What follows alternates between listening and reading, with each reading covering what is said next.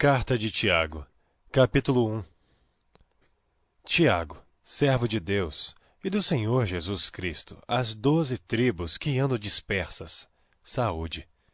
Meus irmãos, tende grande gozo quando cairdes em várias tentações, sabendo que a prova da vossa fé opera a paciência. Tenha, porém, a paciência a sua obra perfeita, para que sejais perfeitos e completos, sem faltar em coisa alguma. E se algum de vós tem falta de sabedoria, peça a Deus, que a todos dá liberalmente, e o não lança em rosto, e ser-lhe-á dada. Peça-a, porém, com fé, em nada duvidando, porque o que duvida é semelhante à onda do mar, que é levada pelo vento e lançada de uma para outra parte. Não pense tal homem que receberá do Senhor alguma coisa. O homem de coração dobre é inconstante em todos os seus caminhos. Mas glorie-se o irmão abatido na sua exaltação, e o rico em seu abatimento, porque ele passará como a flor da erva. Porque sai o sol com ardor, e a erva seca, e a sua flor cai, e a formosa aparência do seu aspecto perece. Assim se murchará também o rico em seus caminhos. Bem-aventurado o homem que suporta a tentação, porque quando for provado, receberá a coroa da vida, a qual o Senhor tem prometido aos que o amam. Ninguém, sendo tentado, diga, de Deus sou tentado, porque Deus não pode ser tentado pelo mal, e a ninguém tenta. Mas cada um é tentado, quando atraído e engodado pela sua própria concupiscência. Depois, havendo a concupiscência concebido, dá à luz o pecado, e o pecado, sendo consumado, gera a morte. Não erreis, meus amados irmãos. Toda boa dádiva e todo dom perfeito vem do alto, descendo do Pai das luzes, em quem não há mudança nem sombra de variação. Segundo a sua vontade, ele nos gerou pela palavra da verdade, para que fôssemos como primícias das suas criaturas. Portanto, meus amados irmãos, todo homem seja pronto para ouvir, tardio para falar, tardio para se irar, porque a ira do homem não opera a justiça de Deus. Por isso, rejeitando toda a imundícia e superfluidade de malícia, recebei com mansidão a palavra em vós enxertada, a qual pode salvar as vossas almas. E sede cumpridores da palavra, e não somente ouvintes, enganando-vos com falsos discursos. Porque se alguém é ouvinte da palavra e não cumpridor, é semelhante a um homem que contempla ao espelho seu rosto natural. Porque se contempla a si mesmo, e vai-se e logo se esquece de como era. Aquele, porém, que atenta bem para a lei perfeita da liberdade, e nisso persevera, não sendo ouvinte esquecidiço, mas fazedor da obra, este tal será bem-aventurado no seu feito. Se alguém entre vós cuida ser religioso, e não refreia a sua língua, antes engana o seu coração, a religião desse é vã. A religião pura e imaculada para com Deus, o Pai, é esta: visitar os órfãos e as viúvas nas suas tribulações, e guardar-se da corrupção do mundo. Capítulo 2. Meus irmãos, não tenhais a fé de nosso Senhor Jesus Cristo, Senhor da glória, em acepção de pessoas. Porque se no vosso ajuntamento entrar algum homem com um anel de ouro no dedo, com trajes preciosos, e entrar também algum pobre, com sórdido traje, e atentardes para o que traz o traje precioso, lhe disserdes, assenta-te tu aqui num lugar de honra, e disserdes ao pobre, tu, fica aí em pé, ou assenta-te abaixo do meu estrado. Porventura não fizeste distinção entre vós mesmos, e não vos fizeste juízes de maus pensamentos? Ouvi, meus amados irmãos. Porventura não escolheu Deus aos pobres deste mundo para serem ricos na fé e herdeiros do reino que prometeu aos que o amam? Mas vós desonrastes o pobre. Porventura não vos oprimem os ricos, e não vos arrastam aos tribunais? Porventura não blasfemam eles o bom nome que sobre vós foi invocado? Todavia, se cumprirdes conforme a Escritura, a lei real, amarás a teu próximo como a ti mesmo, bem fazeis. Mas, se fazeis acepção de pessoas, cometeis pecado, e sois redarguidos pela lei como transgressores. Porque qualquer que guardar toda a lei e tropeçar em um só ponto, tornou-se culpado de todos. Porque aquele que disse, Não cometerás adultério, também disse, não matarás. Se tu, pois, não cometeres adultério, mas matares, estás feito transgressor da lei. Assim falai e assim procedei, como devendo ser julgados pela lei da liberdade. Porque o juízo será sem misericórdia sobre aquele que não fez misericórdia, e a misericórdia triunfa do juízo. Meus irmãos, que aproveita se alguém disser que tem fé e não tiver as obras? Porventura a fé pode salvá-lo?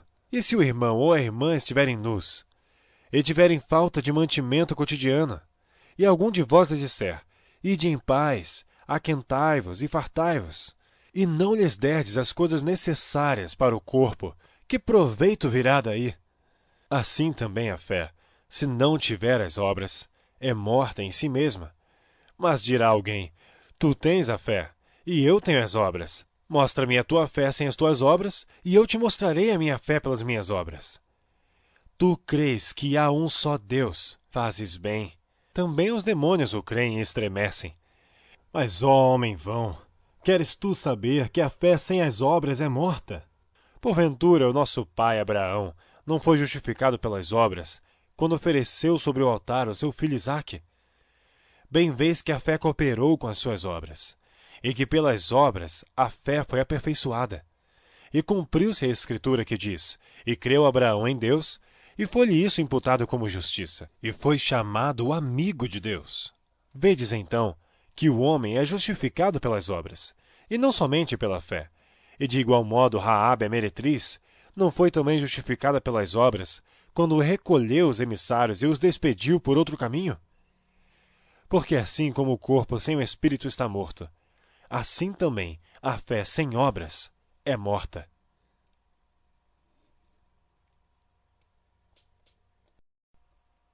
Capítulo 3. Meus irmãos, muitos de vós não sejam mestres, sabendo que receberemos mais duro juízo, porque todos tropeçamos em muitas coisas.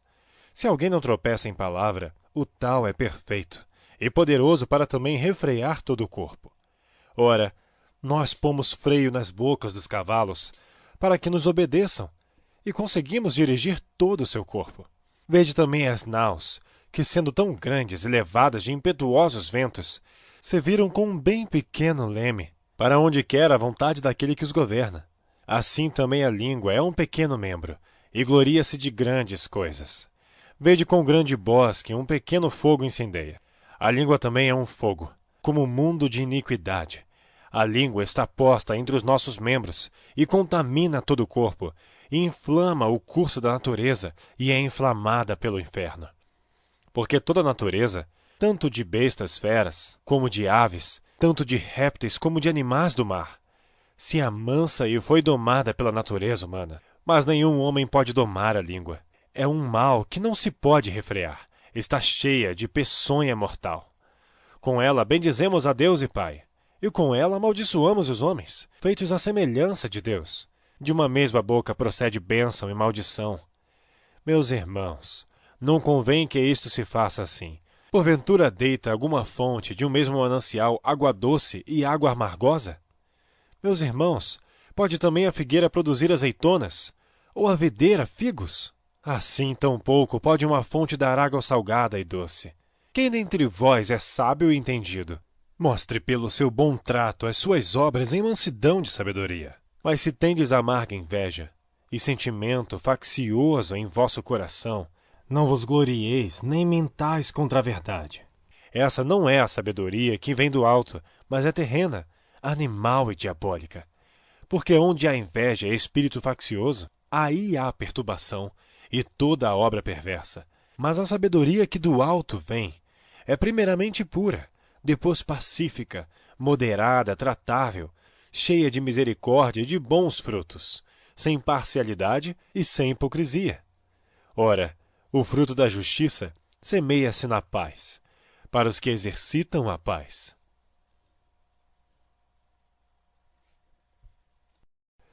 Capítulo 4. De onde vêm as guerras e pelejas entre vós? Porventura não vem disto, a saber, dos vossos deleites, que nos vossos membros guerreiam? Cobiçais, e nada tendes. Matais, e sois invejosos. e nada podeis alcançar. Combateis e guerreais, e nada tendes, porque não pedis. Pedis e não recebeis, porque pedis mal, para o gastardes em vossos deleites. Adúlteros e adúlteras, não sabeis vós que a amizade do mundo é inimizade contra Deus?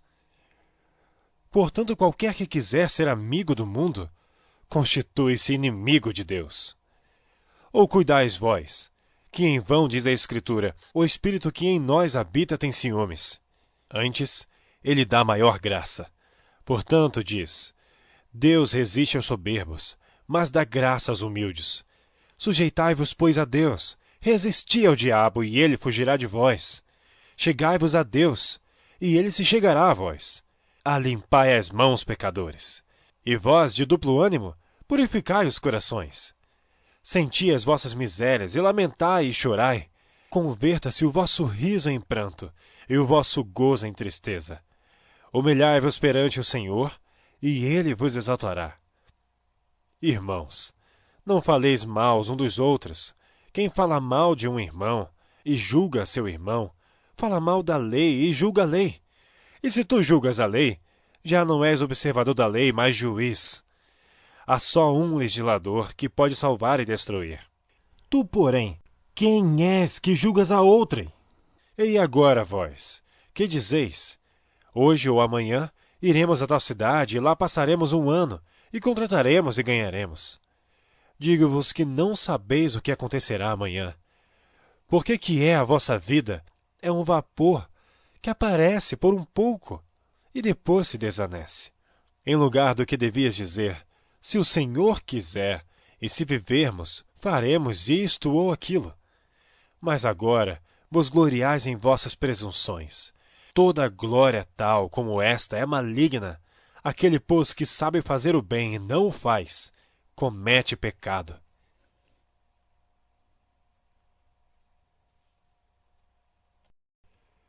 Capítulo 5. Eia, pois, agora vós, ricos, chorai e pranteai por vossas misérias, que sobre vós hão de vir. As vossas riquezas estão apodrecidas, e as vossas vestes estão comidas de traça. O vosso ouro e a vossa prata se enferrujaram, e a sua ferrugem dará testemunho contra vós, e comerá como fogo a vossa carne. Entesourastes para os últimos dias. Eis que o jornal dos trabalhadores que ceifaram as vossas terras, e que por vós foi diminuído, clama, e os clamores dos que ceifaram entraram nos ouvidos do Senhor dos Exércitos. Deliciosamente vivestes sobre a terra, e vos deleitastes. Cevastes os vossos corações como num dia de matança. Condenastes e matastes o justo, ele não vos resistiu. Sede, pois, irmãos, pacientes até a vinda do Senhor. Eis que o lavrador espera o precioso fruto da terra, aguardando-o com paciência, até que receba a chuva temporã e seródia. Sede vós também pacientes. Fortalecei os vossos corações, porque já a vinda do Senhor está próxima. Irmãos, não vos queixeis uns contra os outros, para que não sejais condenados. Eis que o juiz está à porta. Meus irmãos, tomai por exemplo de aflição e paciência os profetas que falaram em nome do Senhor. Eis que temos por bem-aventurados os que sofreram. Ouvistes qual foi a paciência de Jó, e vistes o fim que o Senhor lhe deu. Porque o Senhor é muito misericordioso e piedoso. Mas, sobretudo, meus irmãos, não jureis nem pelo céu, nem pela terra, nem façais qualquer outro juramento, mas que a vossa palavra seja sim, sim, e não, não, para que não caiais em condenação. Está alguém entre vós aflito? Ore. Está alguém contente? Cante louvores. Está alguém entre vós doente? Chame os presbíteros da igreja e orem sobre ele, ungindo-o com azeite em nome do Senhor. E a oração da fé salvará o doente, e o Senhor o levantará.